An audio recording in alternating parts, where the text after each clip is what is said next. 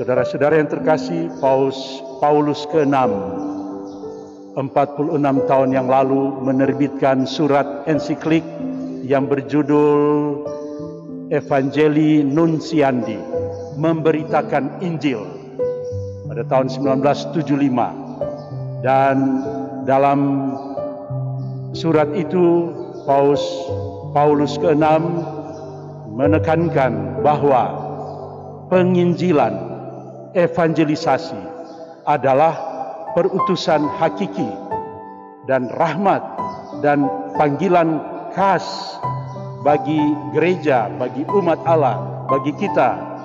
Ini identitas jati diri terdalam dari kita untuk mengenal diri dan dikenal oleh orang lain. Siapa kita ini justru terletak di dalam evangelisasi, penginjilan.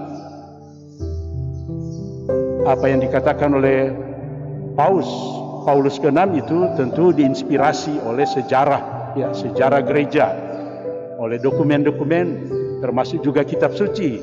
Dan hari ini kita mendengarkan penyampaian yang kurang lebih sama ketika dalam bacaan kedua tadi kita mendengarkan Paulus dalam suratnya yang pertama kepada umat di Korintus mengatakan, saudara-saudari, memberitakan Injil bukanlah suatu alasan bagiku untuk memegahkan diri, sebab hal itu adalah keharusan bagiku. Celakalah aku jika aku tidak memberitakan Injil. Saudara-saudara yang terkasih, luar biasa ya, Paulus yang adalah salah satu rasul dari Yesus tidak berjumpa seperti 12 rasul yang lain termasuk Yudas, tetapi dia berjumpa di dalam perjumpaan penglihatan yang lalu membuat dia kembali pada Tuhan, bertobat, percaya pada Injil, percaya pada kabar gembira, dan akhirnya dia mulai mewartakan kabar gembira itu kepada orang lain, kepada banyak orang di tengah-tengah kesulitan, di tengah-tengah penganiayaan, di tengah-tengah penolakan. Dan kita dengarkan salah satu contoh tadi, memberitakan Injil. Saudara-saudara yang terkasih, memberitakan Injil ini bagaikan apa? Ini gambaran tentang hidup kita. Kita tidak bisa hidup tanpa nafas. Orang tidak beli ini nafas ini. Tidak ada sepeser pun keluar.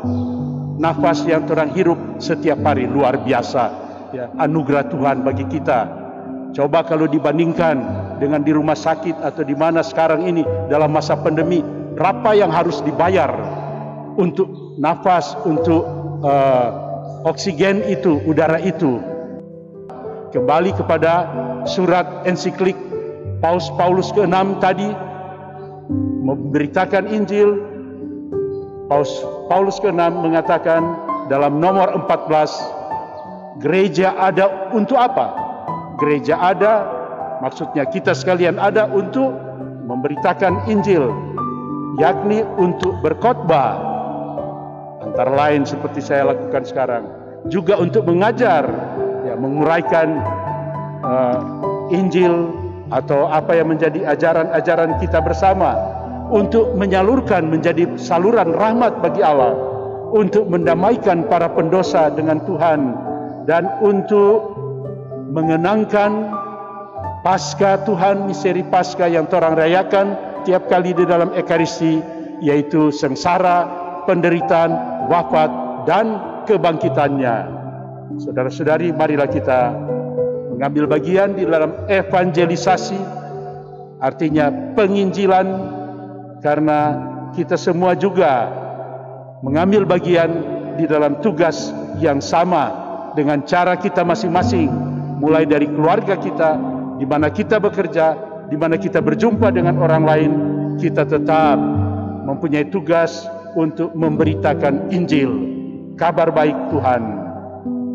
Mari kita mohon, semoga kita tetap melaksanakan tugas kita sebagai orang-orang Kristiani, berevangelisasi, sebab dengan evangelisasi itu kita menemukan siapa kita yang sebenarnya, jati diri kita, identitas kita.